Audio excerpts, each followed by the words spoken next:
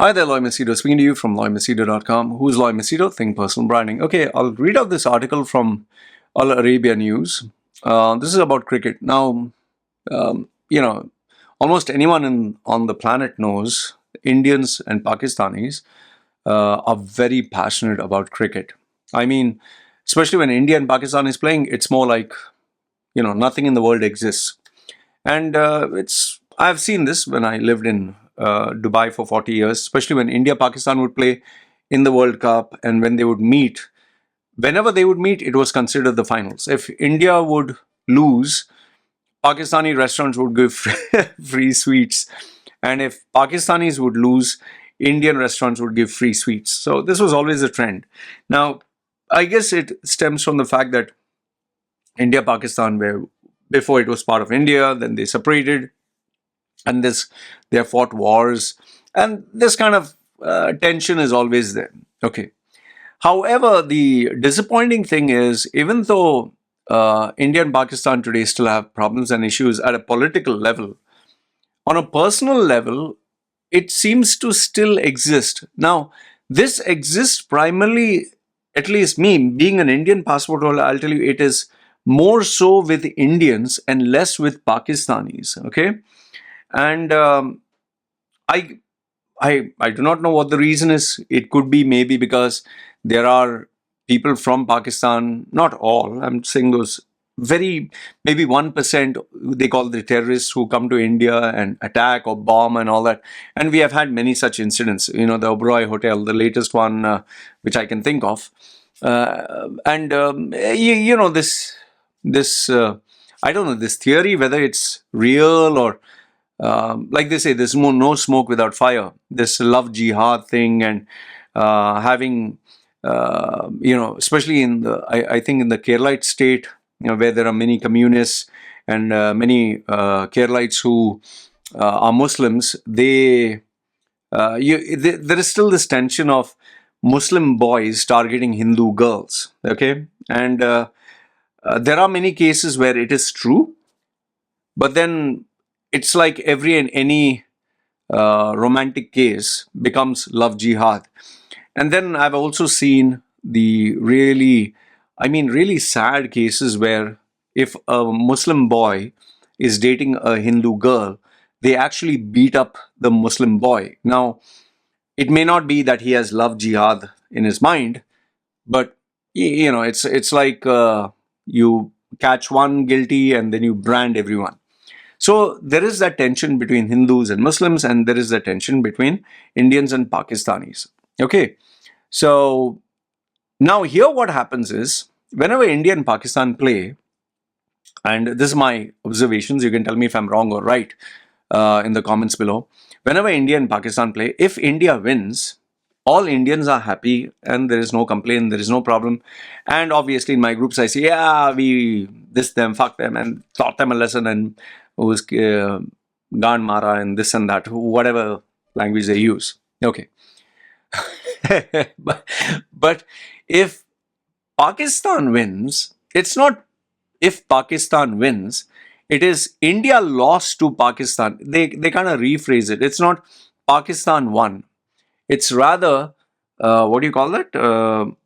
India lost to Pakistan. And then you not only get theories, you also get all the drama that follows it. Now, in this article, this Al Arabia, whatever, it seems that this guy, India summons Wikipedia officials over a cricketer's bio tweak after Pakistan match. Okay, I'll read that. I'll come to that. So whenever Indians or Indian players, they lose a cricket match, the person who was responsible for the loss of a wicket or for losing, missing a catch, all of a sudden that person's associated with something bad.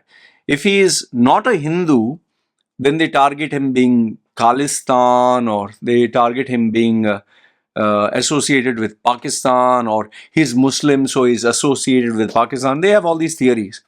In fact, I remember this was very much a trend.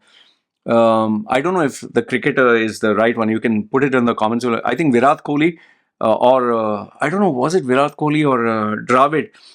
A student from IIT or IIMs, highly educated from the premier institute. This young man, this student, threatened to rape the daughter of a cricketer. Okay, I don't know what language you whatever, because they lost a match. And in some cases, they have given death threats. In some cases, they have attacked the wife. And this was even worse. He threatened the baby, a baby, 3-year-old. And I don't know what it is with our Indians. Do they feel macho that they can threaten a girl, or they can threaten a baby? Oh, I'm a man, I can rape you, or this thing. This mentality that Indians have, that I can rape, I can molest, I can, or even the very fact that they can talk about the genitals of your sister, mother, your wife, your child. They feel very powerful with that. I don't know, is it the Indian?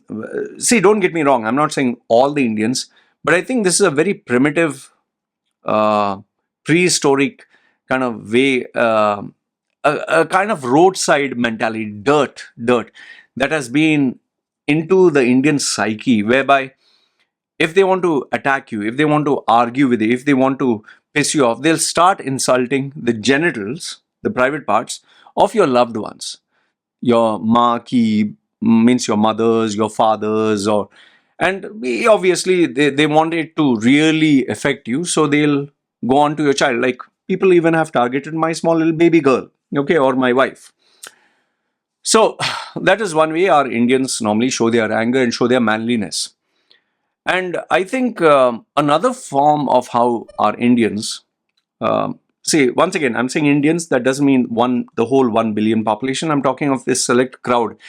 And even if you say that is a few, remember we are talking of a population of 1 billion, 1 point some billion. So even if you say 1% of 1 billion, that is huge. That's not small. Even 1%. Okay. So there are a large number of people, and it's not just the ones who are explicitly stating. There are a lot of people who may not say it openly, but they say it within groups. Okay. Very simple one. There are people who are very afraid to show it publicly, but they do it anonymously behind fake accounts. This is very simple. Check on my YouTube comments page. How many people have a very Western name? They'll put Alex something, or they'll put Summons, Peter Summons or something. They'll put a very English name. And there you can make out it's an Indian. It's a very typical Indian. They will comment on all Indian-based this thing, and they feel very offended if you talk of Modi or India. So for them to insult a person is the easiest thing. In fact, even for a debate, let's say they don't agree with my ideas, the simplest way for an Indian to respond is to get personal with you, to attack you personally. So, like, for example, I had this case on LinkedIn. On LinkedIn, I spoke about, the Starbucks, the new coffee that I think American got the top job. But what they did, our Indians, whenever someone achieves something great and he has Indian ancestry, all of a sudden they associate, oh, he's also Indian, Baba, he's not. They don't look at your current passport. No, he's of Indian origin. His grandmother was Indian, and that is why he is Indian. Oh, he has an Indian name, means his ancestry was Indian. So whenever anyone does something great or something really big, Indians love to take credit. You can even see this in your own families. If you achieve something great, or you become rich or powerful or successful, all your relatives will say, oh, he's my son, he's my relative, he belongs to my family. And I see this very common. It's with everyone. All our Indians, they do that. He is my mother's, father's, brother's, sister. Even on Facebook, I see one of these females who is in United Nations, who's, what is her name? No, International Monetary Fund, that female Indian. This one particular guy, who I know him very well, okay, he's slightly famous, so I don't want to take out in it. I mean, as soon as she got the top job, he announced on Facebook, she is my cousin, something relative, and I'm so proud of her. All these years, he never talked about her. All of a sudden, after she became, he wanted people to know, oh, see, my daughter. However, if someone does something bad, or they have a wall of shame, or nobody wants to associate. Like, for example, even me, when I achieve anything big of worthwhile, relatives I've never heard about say, "Oh, remember me, remember me." In fact, I get so many people who send me messages nowadays whom I don't even recollect, and they say, "Loy, you remember me? I met you." This it's only during good days. So in the same way with this cricket thing, what is happening is, if you achieve something big, everyone likes to take credit for it. Oh, we are Indians, India, Jai Hind, yeah, we are Indians. But if someone does something which is not glorious, they'll not say we lost. They'll never say those bastards, man, those people, this and that. So now over here in this article, India summoned the executives of Wikipedia after the national cricketers page on online encyclopedia was edited with rival Pakistan to claim that he was linked to some Sikh separatist movement, a government, so said. Indian cricketer Arshdeep Singh. Now you can clearly make out Arshdeep Singh is Punjabi, okay, has incurred the wrath of many social media users since Sunday when he dropped a simple catch in the closing stages of a tense India-Pakistan match. So it seems that, as per Singh's Wikipedia page on Sunday, it said the cricketer Sikh was born in the northern Indian state of Punjab, has been selected to play for Khalistan, which is referred to an independent Sikh state sought by some groups which still doesn't exist. Okay. Now, why am I not surprised about this is because these terminologies are not only used by riffraff, are not only used by this uneducated crowd, it is used by, you'll be very educated people. Educated people. Huh? In my group, there are a lot of people who are educated, classy, who are in their 50s, 60s, who have occupied managerial positions and have worked in uh, countries abroad. Okay? Still, even after they have retired, in these groups, because obviously it's a private, these groups of mine, they'll say, oh, he's Khalistani. He's Islamic jihad. He's a jihadist. He's a, and then you have these youngsters who use language like, hey, he's a liberandu. I really don't know. Okay, maybe it's Gandu and liberal, so they want to say liberandu or whatever, or it sounds rather, dirty and funny. And then I get people tell me what I'm Modi's simp, SIMP. Simp is a man who is not very much like a dancing to a girl. Like he's a slave for a girl. So I'm Modi's simp. I'm then some people have even termed me as Bakt, BAKTH, Bakt. Yeah. So it's like the blind follower of Modi. Now, the problem with this name calling now, oh, you're a liberandu, you're a leftist, or you're a rightist, or you are a this and that. You're a Pappu follower. Pappu is Rahul Gandhi. Personally, I find him very dumb. And the reason I find him dumb is because if you see his, I don't know, public address, I feel he has some mental issues. I really feel like that day I saw one video of, this is just out of topic. Rahul Gandhi is saying, atta is wheat. He's saying atta was some price per liter. He's actually supposed to talk about petrol. He's saying atta was X amount per liter, and now the price of per liter of atta has gone up. I really don't know. I really feel there's something wrong with him, or maybe he's trying to put on an act. I don't know. Okay, anyway, that is a separate topic. So now here, the easiest way for someone who is angry to take revenge is to do this name calling business. Now, why am I talking about this? Okay, this is not the fault of Wikipedia. Wikipedia, as per this article, it very clearly also states that Wikipedia is run by unpaid volunteers who update the information. But it's really sad to see someone who has the knowledge and the skill and the intelligence to edit a Wikipedia page, who has that privilege, who would rather do something bad and something not right. See, if you're updating with the right information, I can understand, but this is not right. Now, what is the point of me sharing this? What is the point? The cricket is just a game. It is just a simple game. It's two teams playing, and one team will win, one team will lose. Yes, there is a little bit of nationalistic pride. India versus Pakistan. Oh, they feel it's a very big thing. But where it goes out of control is where they associate their sense of self-worth and self-achievement. They have not achieved anything in life, neither education, nor a worthwhile career, nor anything financially, nor anything worthwhile anywhere. They have not done anything worthwhile in their lives. So for them, this team of India winning is them winning. So the minute this team loses, even though these people have never worked a single day in their life practicing, doing exercise, training their skill, trying to improve, nothing, absolutely zero. They have never even done maybe 5 minutes of exercise. But they will take upon themselves the authority to insult, abuse, and harm the credibility of people who have dedicated their whole lives to a sport. Now, if you actually see Indian and Pakistani players, they get along with each other. They're like, hey, hi, how are you? And they're playing a game. But it is people like these, the riffraff crowd. And like I told you, in a population of 1 billion, even 1% is a huge amount of people.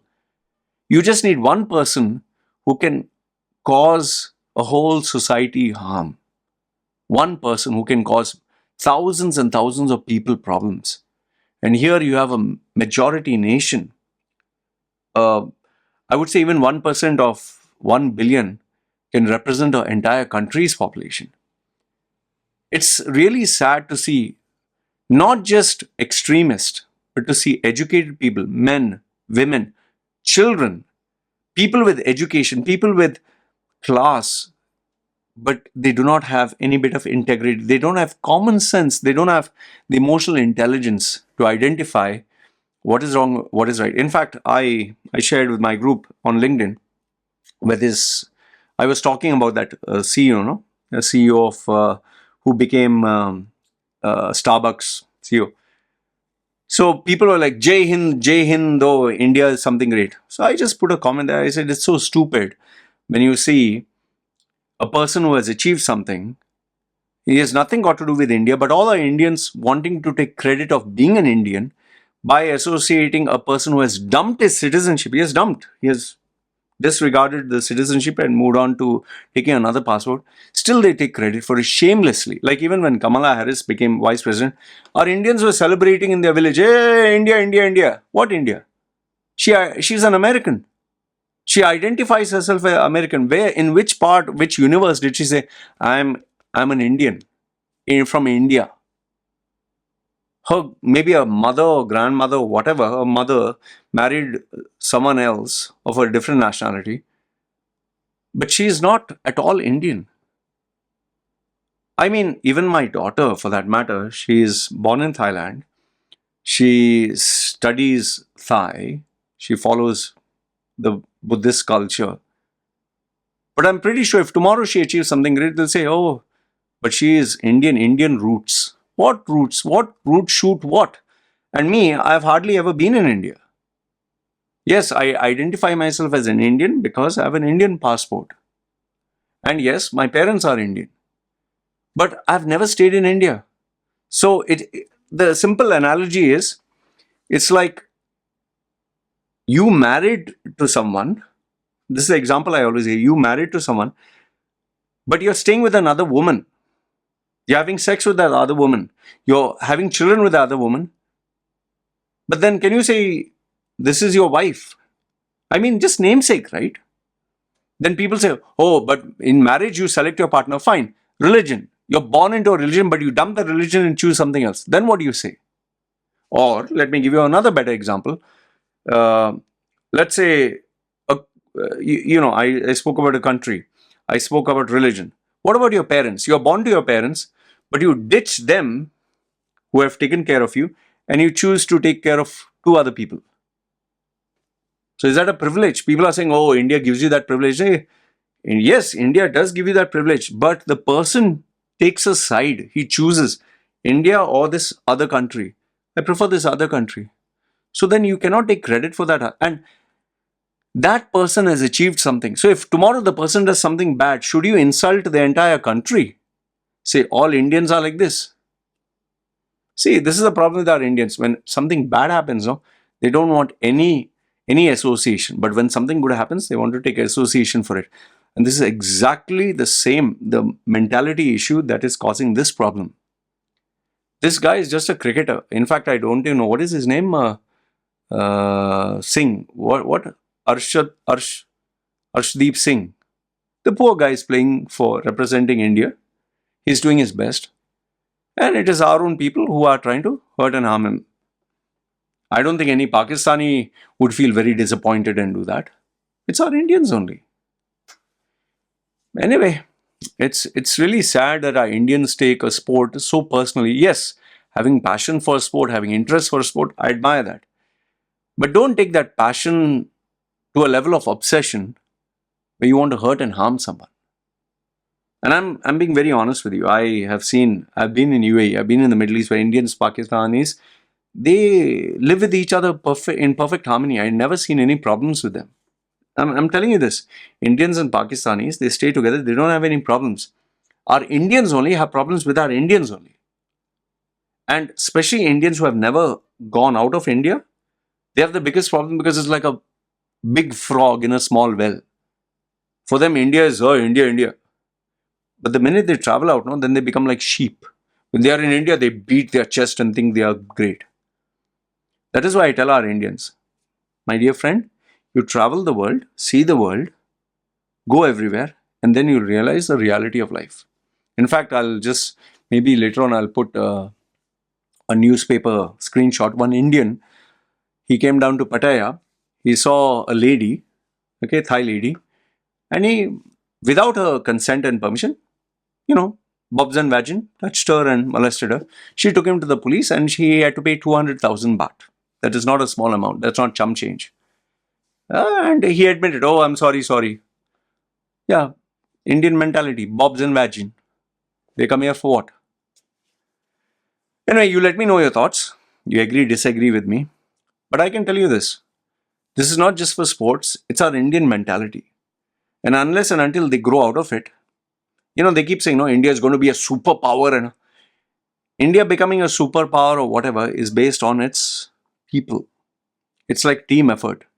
And as long as you have rotten, the stuff is rotten up here, it's always going to harm progress. You can have one great leader, but then if everyone else is rotten, that is why sometimes I feel Modi is the best person for India, because you need someone who is so, tough that he knows how to put people in their place. Yes, agreed that he has a Hindu agenda, which I've totally said. Agreed that they are pushing for whatever helps them get victory by causing a little bit of chaos, but they're doing it for the majority. But having said that, they still have these Sikh people in that. And Modi is succeeding because he knows how to play around with their minds. But when that is not there, I'm telling you, these very same people, I call them the virus, they'll end up harming you. Anyway, it's really sad that this is happening. And this is something that's going to continue happening. And I don't see any solution to it. I don't know. Do you see any solution? You can let me know in the comments below. Good, bad, ugly. Let me know what you think. This is me signing off. You guys take care.